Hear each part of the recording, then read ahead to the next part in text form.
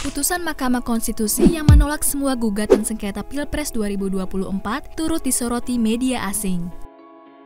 Mulai dari Reuters yang menyebutkan semua keputusan MK menjadi akhir perselisihan pemilu saat ini.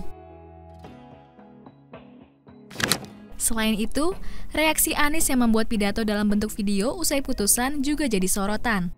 Anies menghormati keputusan MK dan berkomitmen terhadap transisi pemerintahan yang damai.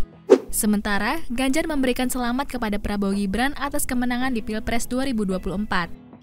Media asing lainnya yaitu South China Morning Post menyoroti kronologi awal gugatan Anies dan Ganjar. Dalam artikel itu, tertulis kalau gugatan Anies dan Ganjar terkait kemenangan Prabowo di Pilpres 2024 adalah hasil kecurangan.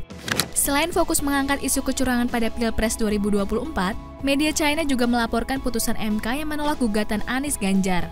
Tidak ada dasar hukum untuk menyatakan telah terjadi penipuan sistematis atau intervensi negara telah digunakan untuk mempengaruhi pemilih, kata Ketua Hakim MK Suhartoyo.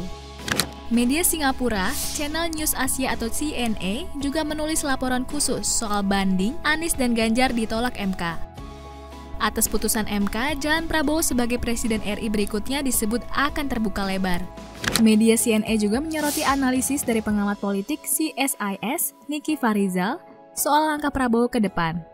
Pak Prabowo akan berusaha mengajak lawan-lawan politiknya untuk bekerja sama, karena ia membutuhkan koalisi besar untuk mempercepat pelaksanaan program, demi terciptanya stabilitas politik dan rekonsiliasi nasional, ujar pengamat politik Niki Farizal dikutip CNA.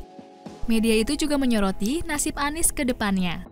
Muncul pendapat kalau Anies sebaiknya tidak bergabung dengan pemerintahan Prabowo.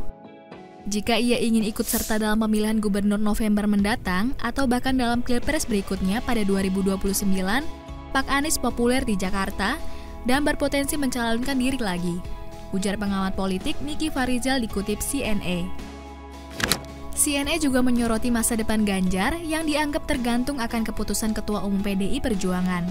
Bagaimana karirnya selanjutnya akan bergantung pada instruksi Megawati dan posisi PDIP di pemerintahan berikutnya, ujar pengamat politik Niki Farizal dikutip CNA.